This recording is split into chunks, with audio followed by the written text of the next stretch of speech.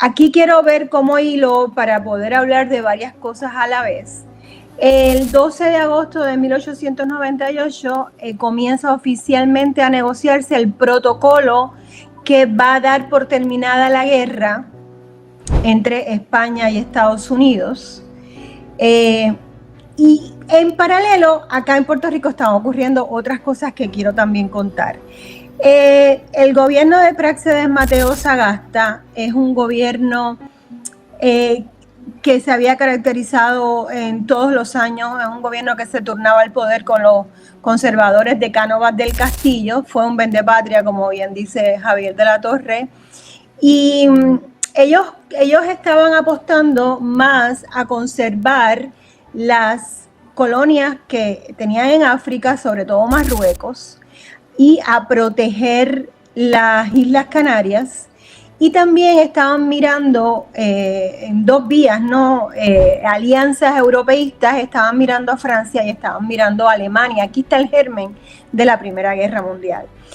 Cuando ocurre la guerra con Estados Unidos, no hubo defensa, sencillamente el gobierno de Práxedes Mateo Sagasta baja los guantes y permite que ocurran todas estas invasiones, es una cosa que no se puede explicar, y apuesta todo a la diplomacia.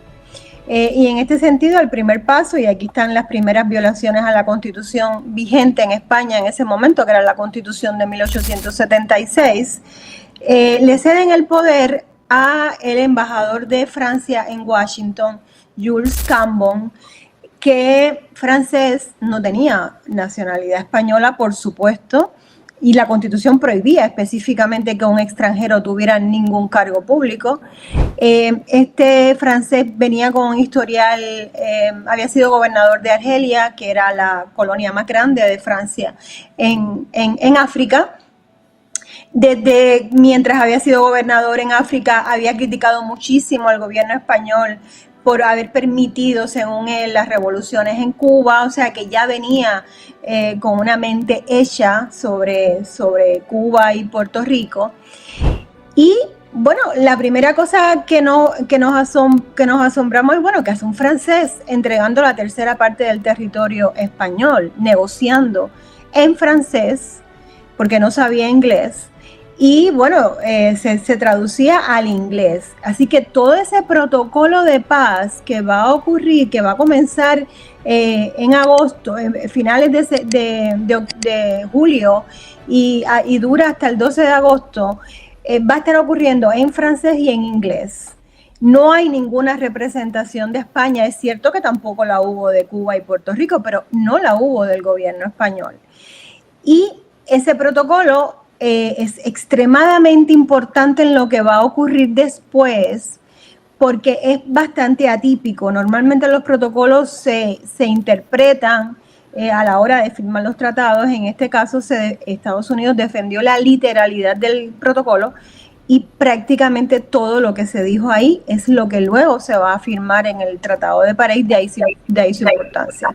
Entonces, ¿quién negocia ese protocolo? Lo negocia un francés, atendiendo los intereses franceses únicamente, ¿no? Y Francia estaba mirando hacia una alianza con España para proteger África, para proteger sobre todo Marruecos. Entonces, bueno, Nieve, disculpa, yo añadiría que además de los intereses franceses, velaba por sus propios intereses personales. También, también, bueno, gracias, Rafael. Yo tampoco me quiero extender mucho, pero perfecto. Jules Cambon es un aristócrata. Llega a Washington y está viviendo en una mansión impresionante que los periódicos además reseñan. Es una mansión cerca del Metropolitan Club. Yo he investigado la importancia del Metropolitan Club porque en ese prestigioso club, que fue fundado por JP Morgan, y ahí se unían estos grandes magnates, pero también estaba Leonard Wood, que después fue gobernador de Cuba, gobernador militar de Cuba. Está Nelson Miles, que es el que invade a Puerto Rico. Estaba John Dewey, que es el que invade Filipinas. Roosevelt, por supuesto, también, Cabot Lodge. O sea que el club imperialista por antonomasia era el Metropolitan Club y la mansión de Jules Cambon estaba justo al lado y él también iba a ese club. Rastreé la figura luego del Tratado de París y él le saca mucho provecho a su intervención, termina recibiendo doctorados honoris causa de universidades dominadas por Rockefeller o por Morgan, luego lo premian con la presidencia del Banco de París y bueno, más adelante él mismo funda bancos y muere multimillonario, muy anciano ya, en Suiza.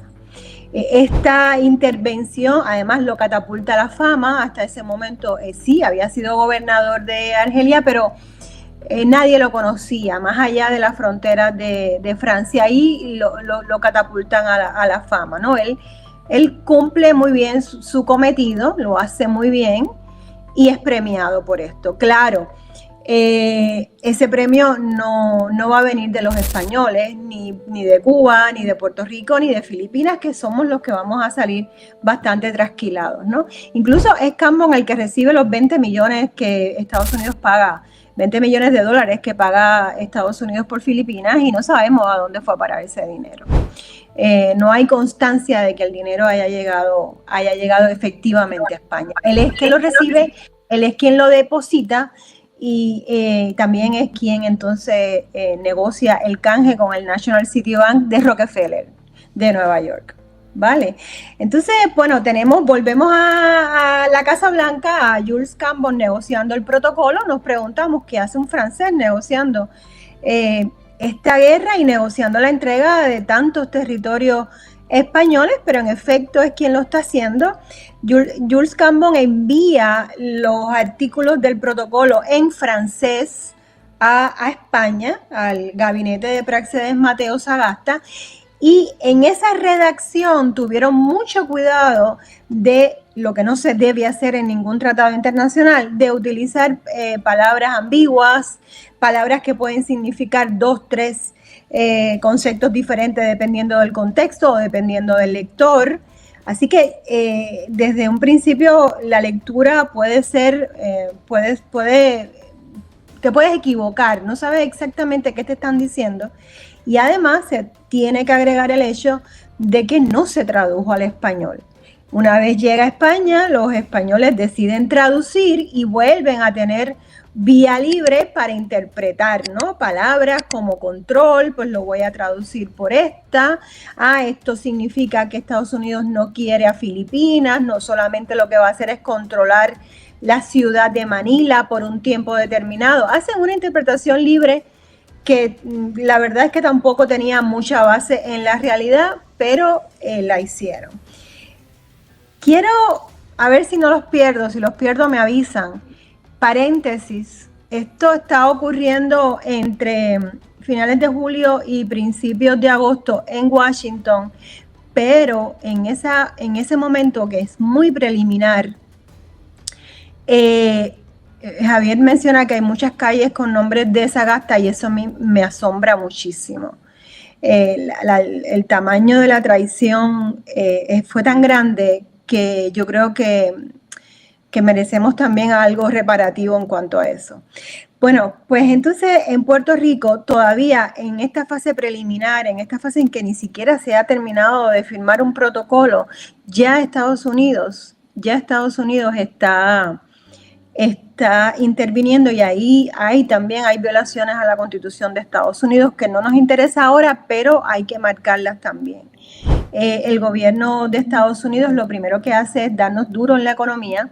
En 1895, 1896, 1897, Puerto Rico recibió más de 1,000 barcos. Es una cosa increíble en los 5 puertos que tenían de 25 países diferentes. Así de grande era nuestro comercio, ¿no? Nuestras importaciones. Comprábamos arroz, comprábamos aceite, comprábamos ropa, unos cuantos millones. Muchas de esas importaciones venían de España, pero también venían de Inglaterra, también venían de Alemania.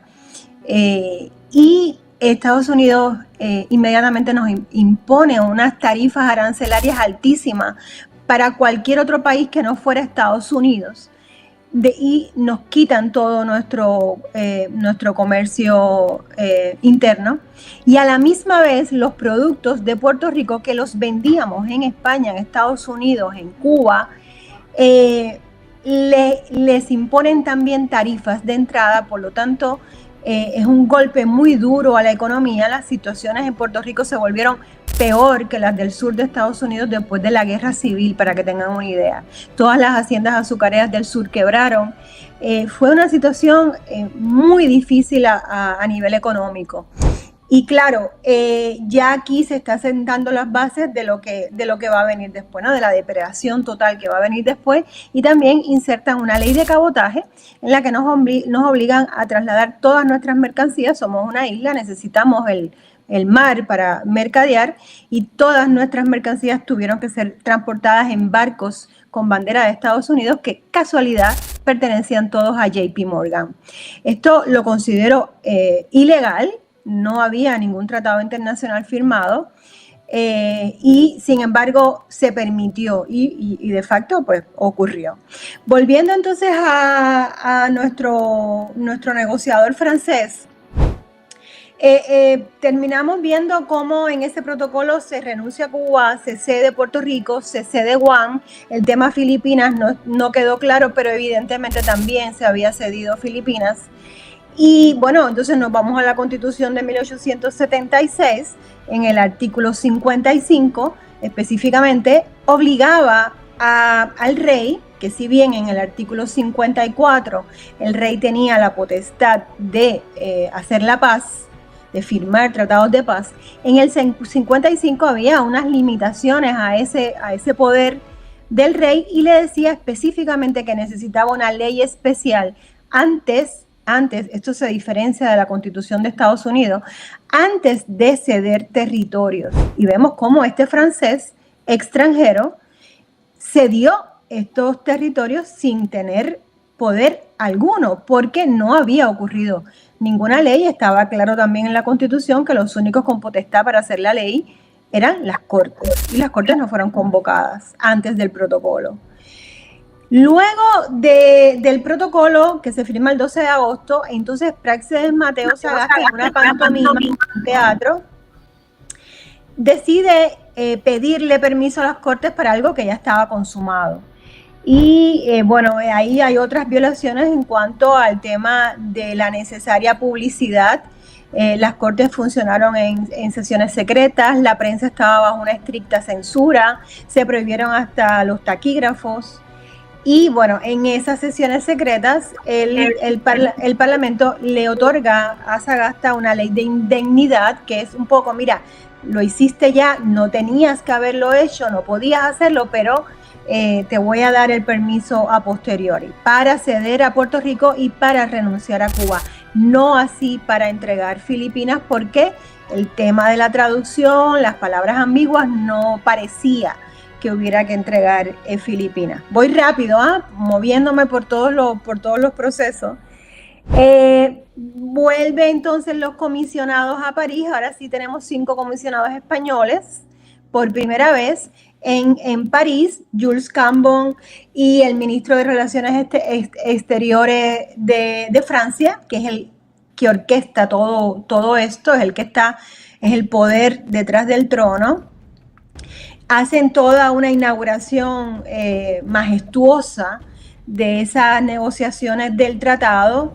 París queda muy bien posicionado, Francia queda muy bien posicionado por ser la sede de estas negociaciones, y lo aprovecha muy bien en alianzas que se van a concretar muy rápidamente luego.